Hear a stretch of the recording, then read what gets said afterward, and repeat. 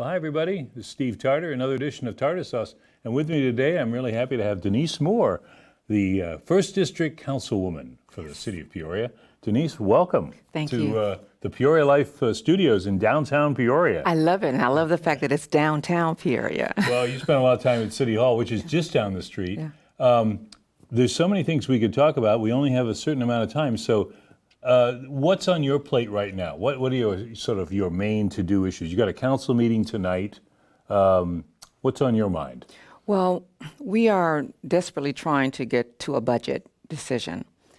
Each of the last few years, it's been difficult arriving at a number that makes everyone happy, that we can provide resources for our residents, that we can take care of all of the individuals who are employed by the city and still get projects done. Mm-hmm. So that's the main thing that we're working on. And you're starting early. Well, not early so much, but... Well, actually, we're starting around about the same time it would appear now, but we started the conversation about this months ago. Right, and I remember that because that was really almost as soon as one budget was done, you started in on the other. Yes, because the funds that we are receiving within the city are changing so rapidly that you can't wait with downtime. You have to start looking at this thing right away. Right after this budget is done, we'll start talking about, probably even within this budget, what the next budget might start looking like. How does that work for you and the others on the council?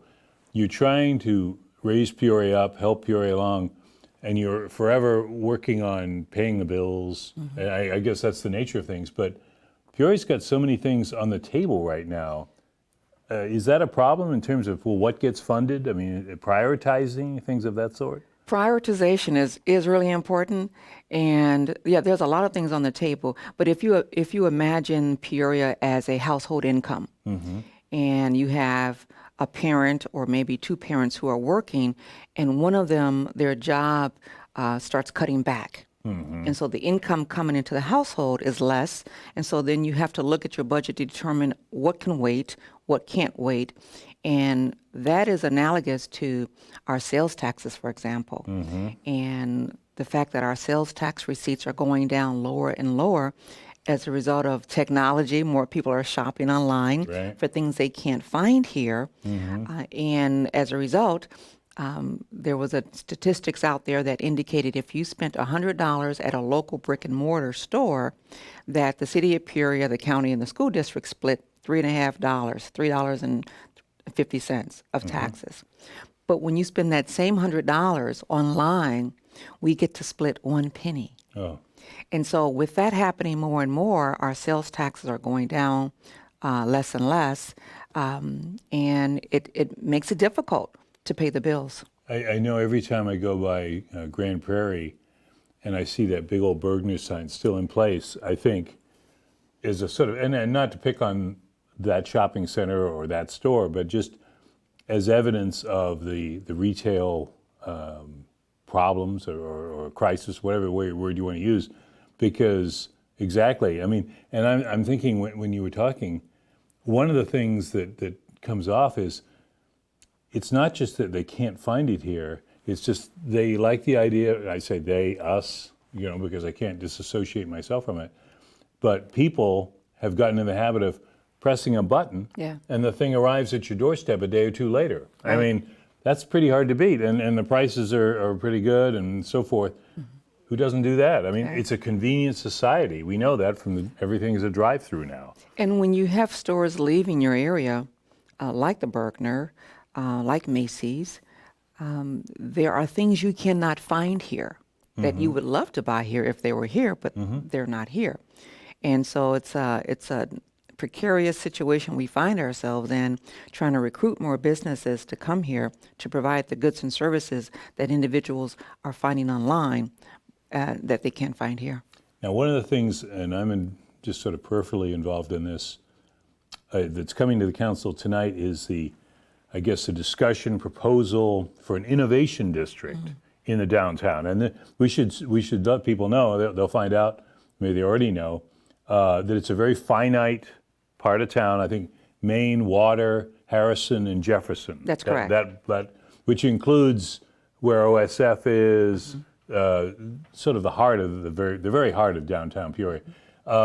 What's that about? What would you say to somebody who says, well, explain to me, why do we need an innovation district in the Right. downtown Peoria?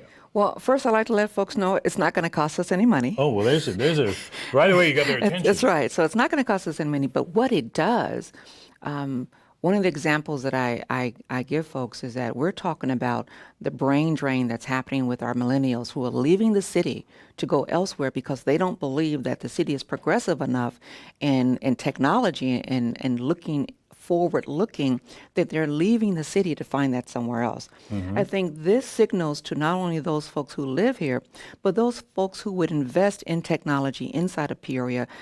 They would then see that the city is focusing on the future, focusing on innovative technologies that can come here, that are being created here, and hoping to keep those young people here and bring other businesses here. And technology is where it's at. And certainly that area of town, and we know, just anybody who's lived here a short time would know, has suffered greatly because obviously we thought Caterpillar was going to take up the one building there that used to be the big department store downtown, and now of course OSF is going in there, which Right. is great news. But you've got that innovation hub concept that's still on the table. I guess, is that still waiting for funding? I believe it is, and that is one of the things that will propel this innovation district to new heights. And with Jake Hammond involved, I've been an admirer of Jake and the work that he's done here for many years.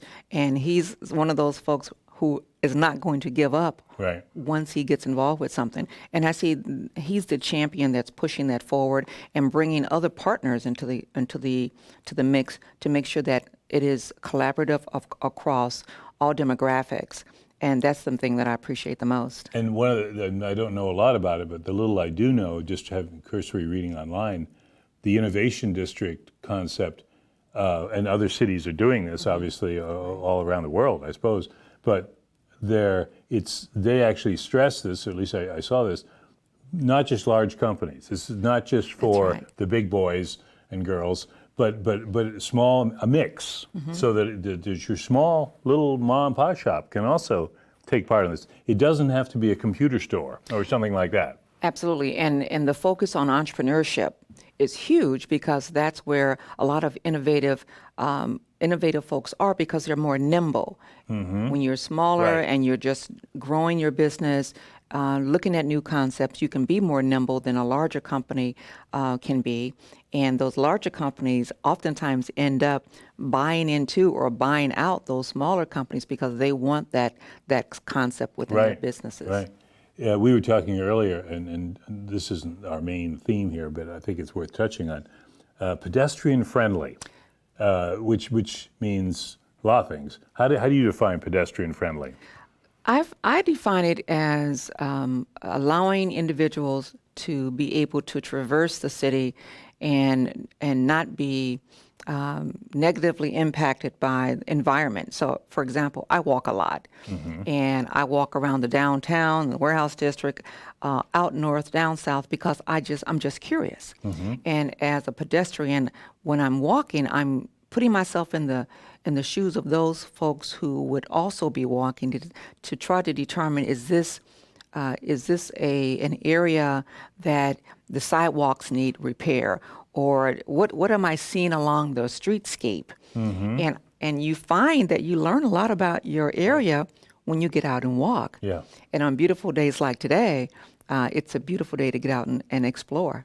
And I think Peoria gets a bad rap in one sense because I know just, periodically when I've done something, for instance, volunteering at the Apollo Theater, people would come in when a Saturday night when there was an event and they had to park, say a couple blocks away. That's a really big deal. When you go up to Chicago and 20 blocks is not too far to walk. I mean, there's a real sort of, I understand a big city, the price of parking and the many activities up there, it's a different ballgame. But, it just seems like a walk is a walk. And in Peoria, you have the ability to, as you say, pick up things. Even if you go by a closed business, you can think, well, I wonder what would work here. And I thought of that with those businesses that are alongside the Courtyard Hotel that have been empty since day one. I think it's 5 years now. Right. And I thought, I think that's in that innovation district, if I'm not mistaken. But let's bring it back from Chicago. Okay. Let's look at Peoria. Right. And so if you go to Northwoods Mall or you go to Shops at Grand Prairie and you park, and by the time you get to the location inside the mall that you want to go to, you could have gone, parked here downtown Peoria, gone to your store and back to your car, and you still haven't arrived yet at your location inside the mall. So it's all in how we perceive it. You're walking probably less if you're parking here downtown and walking to the business you're going to than if you are parking at one of the malls and walking inside the mall. And so it's not to take anything from the malls, because No. I was just mall walking. They're getting hammered hard enough. Yeah, and my grandson and I were mall walking in Northwoods last week. So I enjoy going there because they're struggling as well, trying to keep individuals coming, keeping stores fresh inside there. But it's all in how we perceive it. And so I'm trying to have folks not think about, well, when you go to Chicago, because we're not going to go to Chicago. We're here. So let's keep the context into what we're doing here. And so I contend that going and parking at the mall and walking inside, it's shorter if you're doing it downtown. We were talking about malls, and I was just thinking, we'll give a sort of shout out to Les Cohen at the Westlake Shopping Center, because I think there's an interesting shopping center that he's lost some major players. Toys R Us and the Fresh Market, and yet I got Binny's in there. I don't know when they're opening, but I think it won't be too long. But I love that brick, and just the idea that you can do it. It takes creativity. Sometimes it takes a little bit of luck and fortitude and all that. It probably takes some financing too, but that's something to be said for people in this area that are doing that. It shows commitment to Peoria. And oftentimes it's easier to cut and run. Right. You cut your losses. You don't see folks going to support you. But those people who see the glass as half filled will always allow us to continue to move forward. If you're going to always see the glass as half empty and, oh, woe, it's me and what's wrong with us, then that's a self-fulfilling prophecy. Yeah. And so am I an internal optimist? Yeah, but I'm realistic too.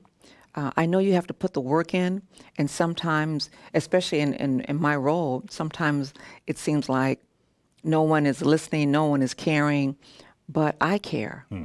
And I do what I do because I have 2 grandchildren who have been born and are being raised here in Peoria. Right. And so my philosophy is, if I can leave this town a little better for them, then by extension, everybody else benefits. This is an aside that doesn't necessarily tie in, but I just thought of it.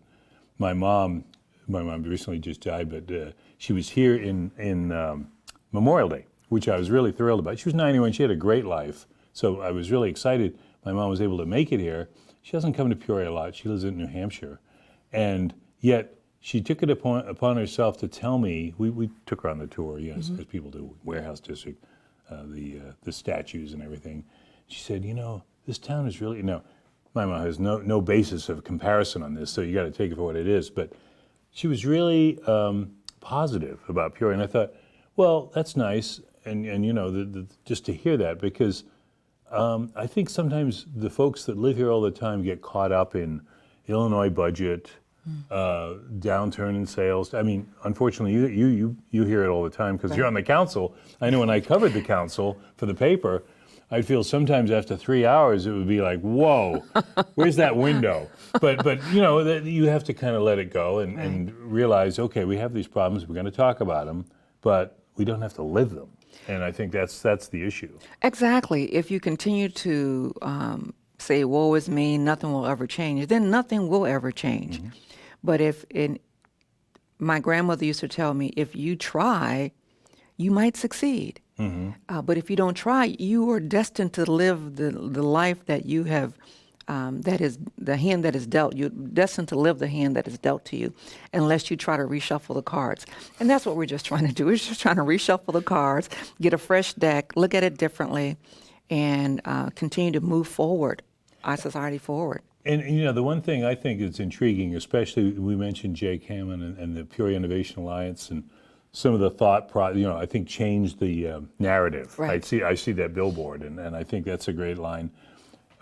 Sometimes people can be, and I know because I worked in a newsroom, can be very cynical and say, "Oh yeah, here we go again," and that's understandable. And it's nice to have that balance because then you don't get too full of yourself. But at the same time, you have to realize that it's really the people that make the difference in Peoria and the Peoria area, because we're not just talking about the city, but the whole area. Absolutely. And when a group of people are feeling like they are disrespected, there's no regard, they don't feel like anyone's thinking about them, putting effort toward their communities, then perception oftentimes become the reality.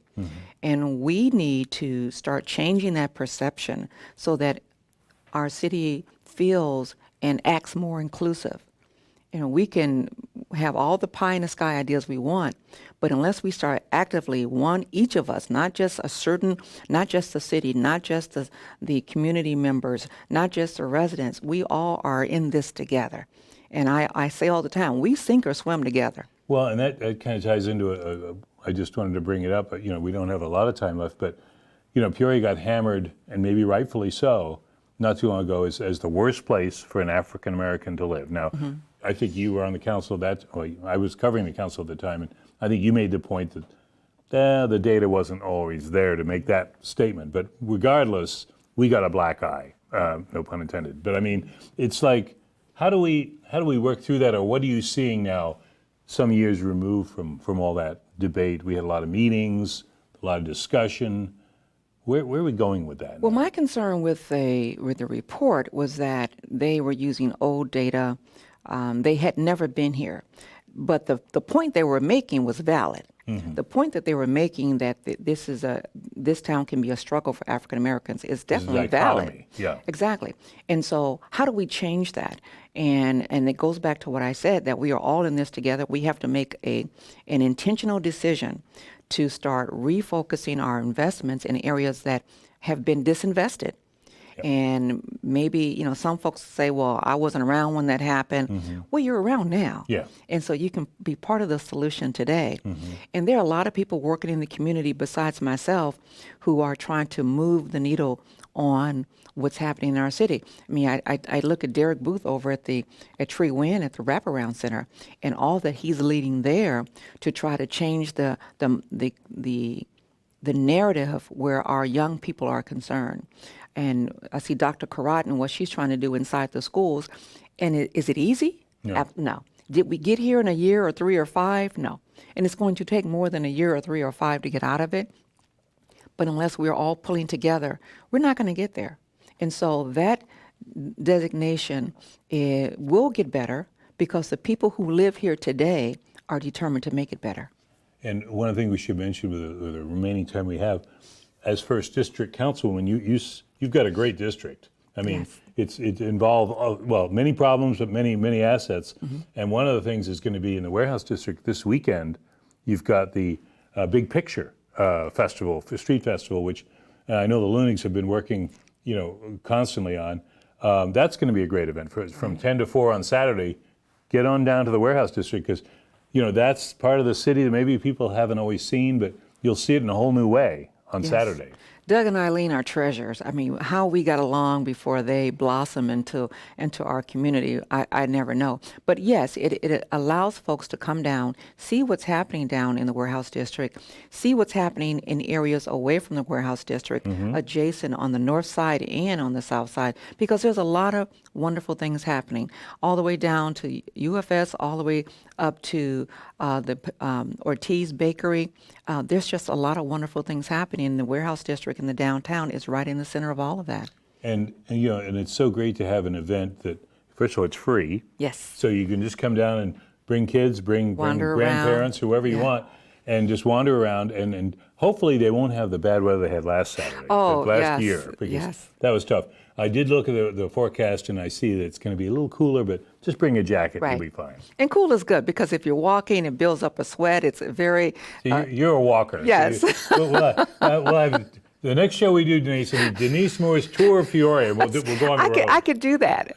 All right. Well, Denise, thanks so much for your having me. and being on here. And this is our sort of our show. I guess this is our first show in October, or maybe it's the second. I lose track. But anyway, we'll get back to things here soon. This is Tarter Sauce, and we'll see you next time. PeoriaLife.com